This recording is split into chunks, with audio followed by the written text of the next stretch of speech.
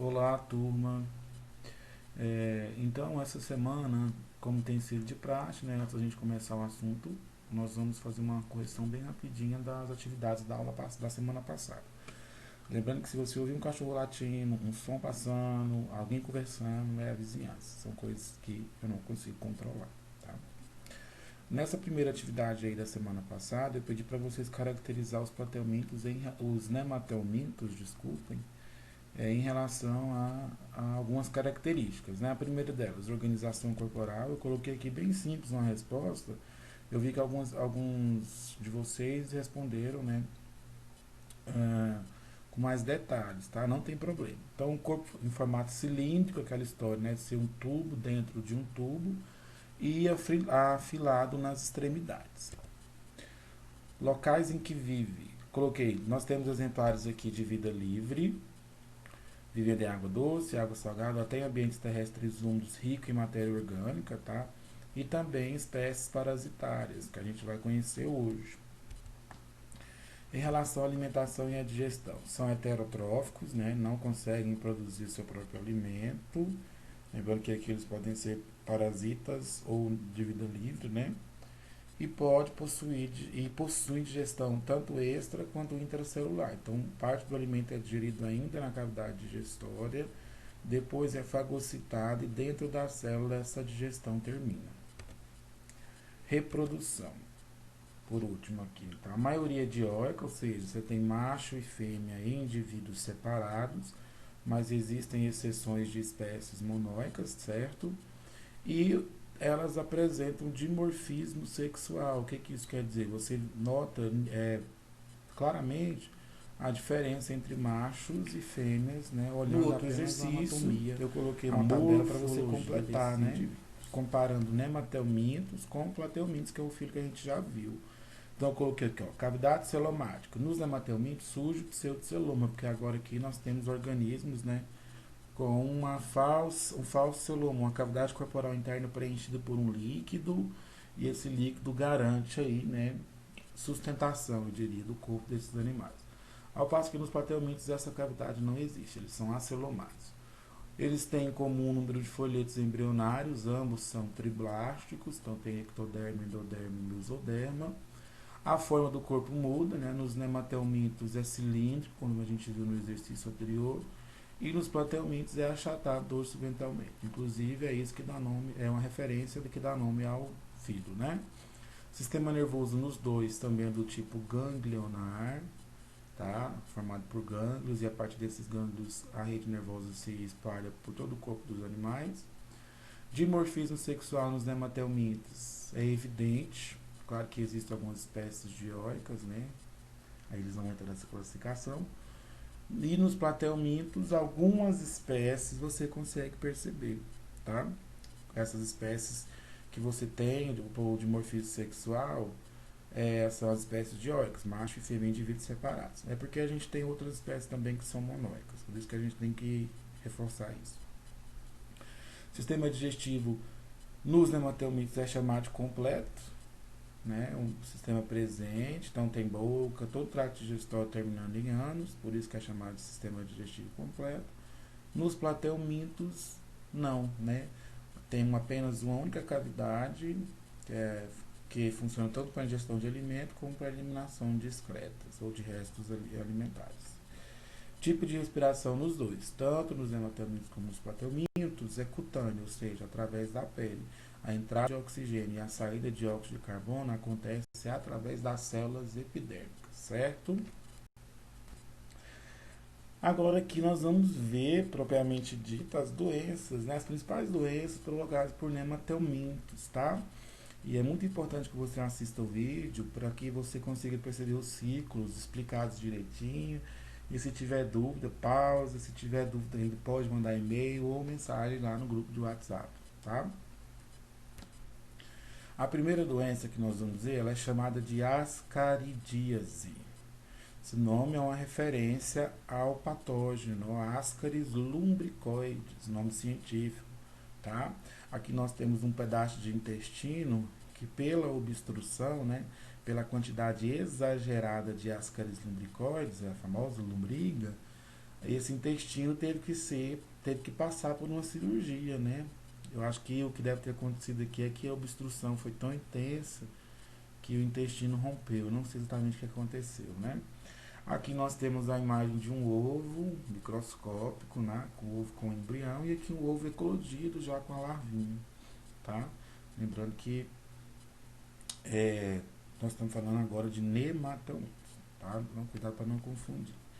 O ser humano é um hospedeiro definitivo, ou seja, é onde o parasita ou o patógeno se instala, atinge a maturidade sexual e passa a se reproduzir, tá? Aqui nós não, aí quando a gente fala de único hospedeiro, que é o hospedeiro definitivo, a gente fala que o parasita tem aquele ciclo, lembra? Monogenético, né? Não precisa de outro hospedeiro para finalizar seu ciclo reprodutivo. Como que acontece a transmissão? Através da ingestão de água e alimentos contaminados com esses ovos, tá?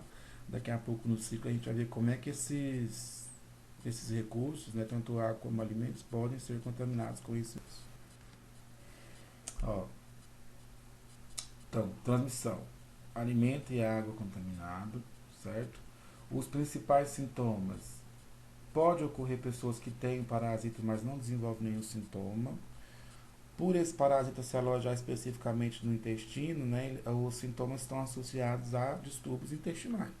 O mais comum é a diarreia, em casos extremamente, né, extremos, obstrução intestinal, que é quando o intestino entope pela quantidade excessiva desse parasita, e lesões pulmonares, porque durante o ciclo do parasita, ele faz um percurso, né, um tour, vamos assim dizer, e ele acaba atingindo os pulmões, lá os alvéolos, que são as regiões onde acontecem as trocas gasosas, tá?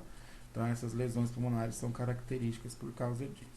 Profilaxia, prevenção, saneamento básico, basicamente todas as helmintíases, né, as doenças provocadas por vermes, verminoses, têm como profilaxia, dentre outras características, né, da doença, o saneamento básico, tá? Higiene pessoal, lavar bem as mãos depois de usar o banheiro, antes das refeições. Identificar os contaminados, é importante identificar as pessoas doentes, porque a partir disso você pode traçar um tratamento e essas pessoas deixam de ser fonte do parasita, tá? A ancilostomose, outra doença que pode ser chamada também de ancilostomíase, tá? A ancilostomose pode ser provocada por dois tipos de parasitas, o ancilostoma duodenale e o Necator americanus. Aqui eu coloquei, né, duas imagens mostrando, duas tabelinhas mostrando imagens de cada um dos parasitas, né, lembrando que eles são microscópicos. Então aqui é o ovo, a larva microscópica, tá? E a parte da frente, a região anterior do ancilostoma duodenalis, que seria a boca dele, tá? Aqui a mesma coisa para o Necator americanus. Ovo, microscópico, larva e o indivíduo já adulto. Então, de novo, tanto o ancilostoma duodenale como o Necator americanus, eles têm o ser humano como hospedeiro definitivo, não precisando de outro tipo de hospedeiro, né? Então não é um ciclo de genético, uma doença de ciclo de genético. É o ser humano que ele se reproduz, né? Atinge a maturidade sexual e se reproduz. A transmissão se dá através do contato com o solo contaminado com essas larvas, tá bom? Vocês vão ver nas próximas doenças que eu sempre vou reforçar. Nesse caso aqui, trata-se de espécies dioicas. Então, você tem indivíduos, macho e fêmea, em corpos separados, tá? Desenvolvimento indireto. Isso quer dizer que existe fase larval. Olha aqui a larva no ancilostoma e no Necator americanus, né? Então, isso quer dizer que antes de atingir a fase adulta, esses animais têm uma fase larval pela qual ela precisa passar antes de atingir a maturidade sexual. O ciclo, aqui em 1, você tem os vermes adultos alojados no intestino do hospedeiro definitivo, que é o ser humano, certo? 2, esses parasitas adultos se reproduzem e esses ovos são liberados através das fezes do hospedeiro, esse ovo contendo o embrião, né? Chamado de rabditoide. No solo, esse ovo eclode e libera uma larva, que é a forma infectante da doença, do parasita. Essa larva é chamada de filarioide. E ela tem a capacidade de penetrar ativamente a pele do hospedeiro. O que quer dizer ativamente? Isso significa que o hospedeiro, no caso do ser humano, ele não precisa necessariamente ter um machucado, por exemplo, no pé, para essa larva ter acesso. Ela consegue fazer isso sem necessariamente ter uma porta de entrada, certo? E aí aqui ela atinge a corrente sanguínea, a gente vai ver agora. Ó, então aqui a larva, né, penetra a pele ativamente, tá? Através da corrente sanguínea, essa larva chega ao coração e do coração pode passar para os pulmões, e aí aqui surge um dos sintomas característicos também, né, que são lesões pulmonares, tá? Tudo isso através desse tour que essa larva faz também. Aqui os alvéolos são lesionados, né, eles são danificados em decorrência da passagem dessa larva pelos pulmões, certo? Aqui do pulmão a larva migra para a traqueia, e isso acaba provocando, né, na região onde a traqueia e o esôfago aí compartilham entradas, uma coceira, e aí a pessoa acaba deglutindo a larva. Então, o que é deglutir? Ela engole a larva aqui no esôfago. Do esôfago, essa larva vai para o estômago, né? Aqui, ó, em 7, larva no estômago. E aí, quando ela sai do estômago, ela já vai para o intestino, já praticamente adulta. Aqui ela termina o seu ciclo, esse passeio todinho para a larva passar por sua metamorfose, para quando chegar no intestino, ela já está, né, com a metamorfose concluída, adulta, e ali ela se instala e o ciclo se repete, ela começa a se reproduzir, e os ovos resultantes dessa reprodução são liberados através das fezes, ovo nas fezes, o ovo com embrião, e desse ovo sai uma larva e o ciclo recomeça de novo, certo? De novo, a tabelinha, né? Então, transmissão, contato com o solo contaminado ou através da ingestão dessa larva encistada. O que é essa larva encistada? É quando ela ainda está dentro daquele ovo, tá? Às vezes, a pessoa vai se alimentar de algo, né? Por exemplo, alface, que está muito próximo ao solo, né? Ou até mesmo esse alimento é regado com a água contaminada, tá? E também pode acontecer isso, tá? Sintomas: inflamação. Essa inflamação pode ser na pele, tá? Ou em outras regiões do corpo. Lesão pulmonar, ó, característico dessa doença também, visto que o parasita passa pelos pulmões a fim de completar o seu ciclo de metamorfose antes de chegar no intestino. Distúrbios intestinais, porque é ali que o parasita se instala quando atinge a maturidade sexual, tá? Anemia. Por que anemia? Esses vermes, eles se alimentam de sangue, são hematófagos, tá? Então a pessoa acaba apresentando um aspecto amarelado. Daí essa doença ser chamada de amarelão também, tá? Então, a ancilostomose, que também pode ser chamada de ancilostomíase, ela pode ser conhecida como amarelão. Uma consequência da anemia é a geofagia, que é a necessidade que o doente tem de comer terra, né? Por quê? Porque instintivamente nós sabemos que o solo, né, ele contém elementos químicos, né? Especificamente o ferro, alguns tipos de metal. E aí, para suprir essa necessidade de ferro provocada pela anemia, que eu vi que esses animais estão se alimentando de sangue, instintivamente a pessoa tende a ter a vontade de comer terra. E em criança isso é mais comum, né? Você nota mesmo crianças comendo terra, né? Se bobear, come. De novo, prevenção e profilaxia, saneamento básico, tá? Investir aí em captação de esgoto, tratamento de esgoto, tratamento de água, tá? Uso de calçados, então é importante sempre andar calçados, principalmente em áreas que tem circulação de muitas pessoas, áreas públicas. De novo, identificar e tratar os doentes, isso é muito importante, porque assim você acaba quebrando o ciclo. Se essas pessoas não são tratadas, elas continuam sendo fonte de parasitas, tá? E educação sanitária, a gente sempre fala isso e associa à cidade, mas eu gosto de reforçar o meio rural, porque no meio rural existe muito hábito ainda, né, das pessoas fazerem as suas necessidades fisiológicas no campo, né, no mato, certo? Então, investir nesse tipo de educação é extremamente importante. Auxiliar na construção de casinhas, né, não construí-la próximos a fontes de cursos hídricos, isso a gente tem que levar em consideração também. Outra doença é a enterobíase ou oxiúrios, tá? São dois nomes para a mesma doença.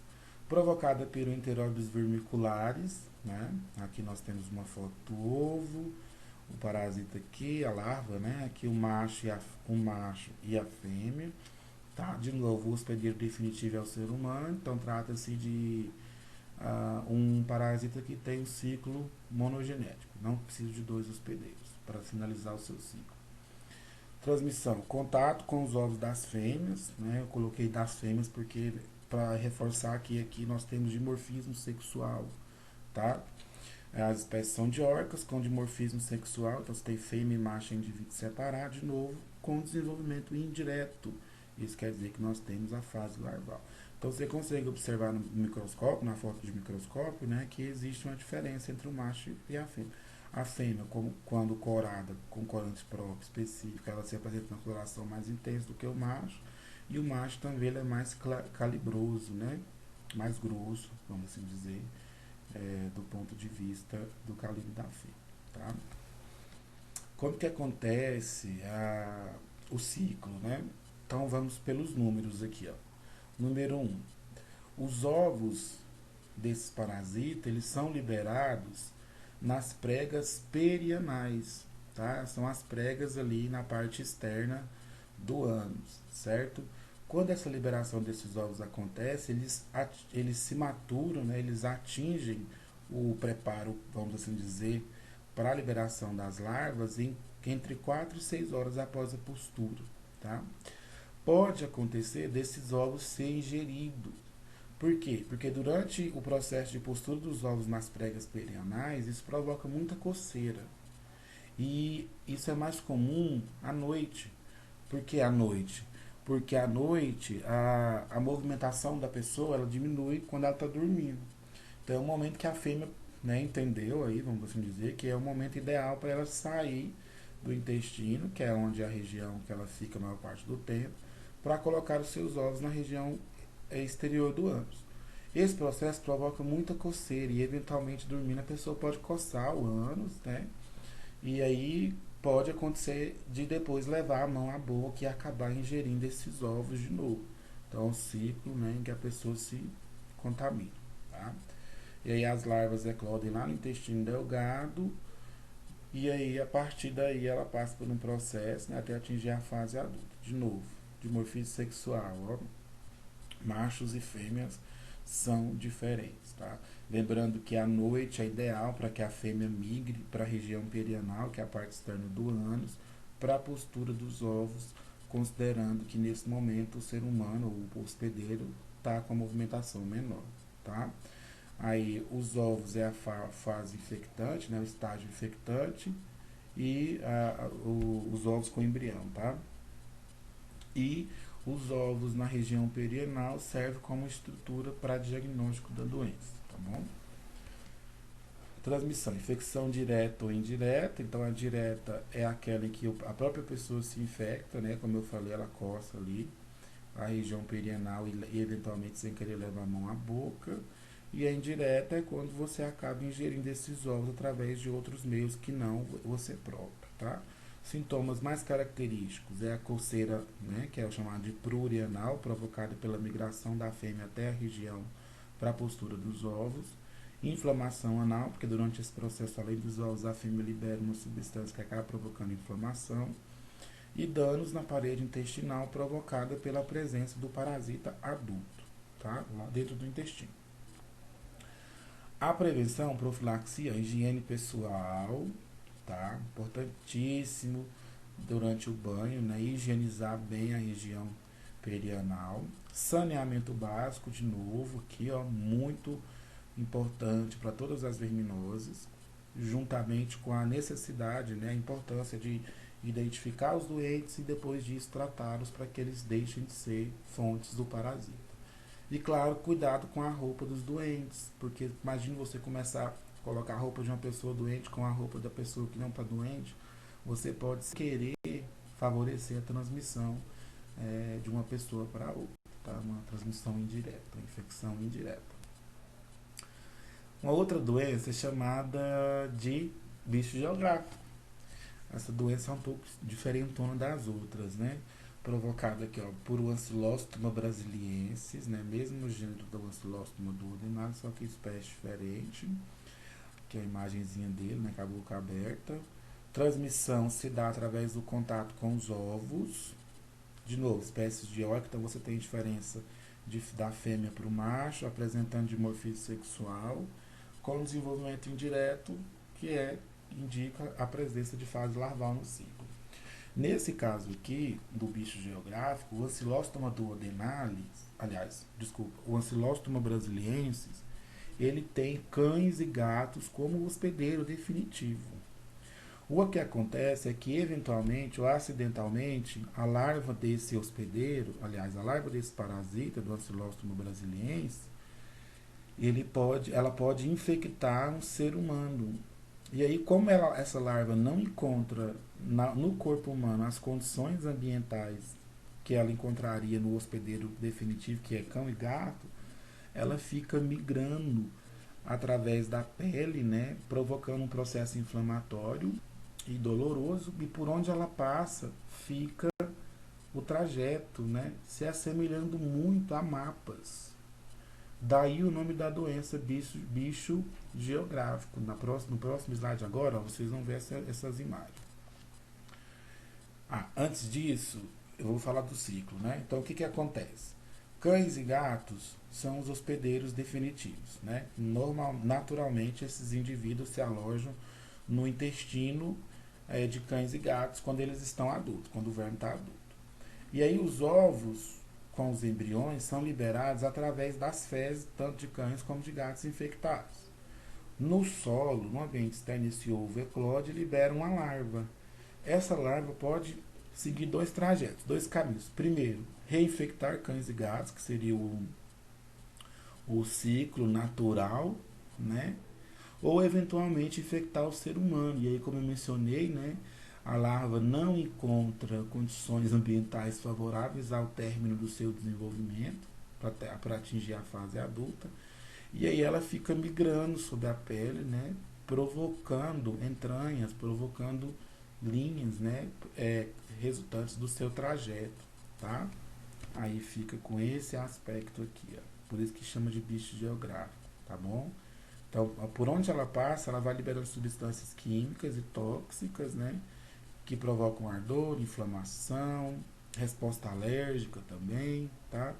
Nesse momento a larva é chamada de migrans cutânea, porque ela está migrando sobre a pele, tá bom? Transmissão, então, penetração da larva pela pele, penetração da larva na pele, sintomas, feridas na pele, como vocês bem observaram na imagem do slide anterior, infecções secundárias, que essas feridas acabam sendo portas de entradas para outros agentes infecciosos, e também provocando aí resposta alérgica, já que essas larvas liberam substâncias tóxicas. Profilaxia ou prevenção. Impedir que cães e gatos entrem em casa, quando você não sabe, por exemplo, a procedência desses animais. Se for seu bichano ou seu cãozinho, né? Eu imagino que você já tenha vacinado, que você já tenha vermifugado ele. Daí a importância também da administração de vermífugos para cães e gatos. Andar calçado, principalmente em área quando você observa a circulação de cães e gatos, né, em situações de abandono. Claro, fazer exame para tratar, identificar e tratar esses animais infectados. Acho que a gente está chegando aqui na última doença dos nematelmintos, né? Essa doença é chamada de filariose e no passado ela era chamada de elefantíase, porque um dos sintomas era a aparência da perna, né? Principalmente aqui, ó, dos membros inferiores, as patas do elefante. Então esse termo ele já não é mais utilizado, mas se você pegar um exercício, um livro mais antigo que tem esse termo, a gente está falando de filariose, tá? O patógeno é um nematelminte chamado de Wuchereria bancroft, o nome científico tá aqui, não, tá? Uma figurinha de uma imagenzinha dele. E ele tem um mosquito como vetor. O que é um vetor? É um mosquito que leva esse parasita de um hospedeiro para o outro, certo? De uma pessoa para outra, tá? Igual o vírus da dengue tem o mosquito Aedes aegypti como vetor, o Wuchereria bancroft, que é o parasita, ele pode atuar, né? Ele pode receber a ajuda, vamos assim dizer, né? De espécies do gênero Culex, claro que sempre é a fêmea, que é ela que se alimenta de sangue, tá? Ou em algumas regiões do planeta, espécies de mosquito do gênero Anopheles. Então nós temos aqui duas possibilidades, né, de espécies ou de gêneros de mosquitos que podem funcionar como vetor. Então esses mosquitos atuam como hospedeiro intermediário. Aqui sim a gente fala em um ciclo, né, de doença de genética, tá? Que precisa de dois hospedeiros. E o hospedeiro definitivo é o ser humano. A transmissão se dá de pessoa a pessoa através da picada do mosquito, tá? Daqui a pouco a gente vai ver como é que isso acontece. Espécies de óito, então você tem macho e fêmea em indivíduos separados, com dimorfismo sexual e desenvolvimento indireto, que é uma característica basicamente de todos que a gente viu até agora, os nematelmintos que provocam doenças. Aqui, ó, nós temos o ciclo. Então vamos imaginar que, vamos primeiro falar aqui do ciclo no homem, tá? Os parasitas adultos, eles se alojam no sistema linfático, que é um conjunto de tubos, né, muito parecido com o sistema circulatório, mas não circula sangue, circula linfa, que é meio que um filtrado do sangue, de onde retira restos de células mortas, né, agentes infecciosos. Então é ali que os parasitas adultos se alojam e liberam a sua forma, o resultado da sua reprodução, que são microfilárias. Essas microfilárias ficam disponíveis no nosso sistema circulatório. E quando o mosquito fêmea vai se alimentar do sangue nosso, né? É uma fêmea que se alimenta de sangue, ela acaba adquirindo essas microfilárias quando ela vai sugar o sangue.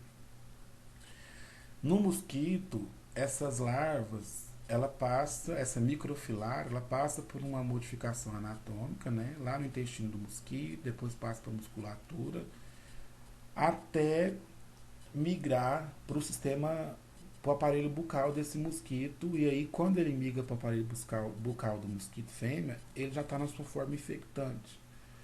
Aí quando esse mosquito vai picar uma outra pessoa para se alimentar de sangue, talvez essa pessoa pode estar já infectada ou não, ele acaba, né, introduzindo as microfilárias na pessoa e o ciclo se fecha aí, certo? Então por isso que dá de pessoa a pessoa por meio da picada do mosquito. Os sintomas estão associados principalmente ao inchaço provocado pelo acúmulo de linfa. Lembra que eu falei que os parasitas eles se alojam no sistema linfático e eles acabam obstruindo esses vasos e a linfa não consegue circular, tá? Então, nos homens isso é muito comum, por exemplo, no saco escrotal, na região do saco escrotal, tá? Nas pernas, né, nos membros inferiores, tá? Mas pode afetar qualquer parte do corpo, certo? Então, esse acúmulo de linfa ele se dá justamente pela presença do parasita que obstrui esses vasos linfáticos, certo? É uma característica básica, né, bem marcante dessa doença. Deixa eu ver se tem mais alguma coisa. Se não tiver mais nada, mas eu acho que tem. Aqui, ó, então, transmissão, picada do mosquito, certo? Então, através da picada do mosquito, a pessoa adquire a larva. Sintomas: febre, provocado principalmente pela presença dessas larvas, né? Um agente estranho, um corpo estranho. Alergia, essas larvas liberam substâncias que induzem a resposta alérgica. E o caso mais característico é a obstrução dos vasos linfáticos. Prevenção: combater o vetor, que é o mosquito, né? Inseticidas, utilização daqueles mosquiteiros, se for o caso, e claro, identificar e tratar as pessoas doentes. Eu acho que agora acabou mesmo, né? Esse vídeo ficou um pouco longo comparado com os outros, mas é que esse assunto é um pouco mais extenso mesmo. espero que você tenha assistido até aqui. Não se esqueça, se tiver dúvida, é só mandar por e-mail ou ainda pelo grupo de WhatsApp.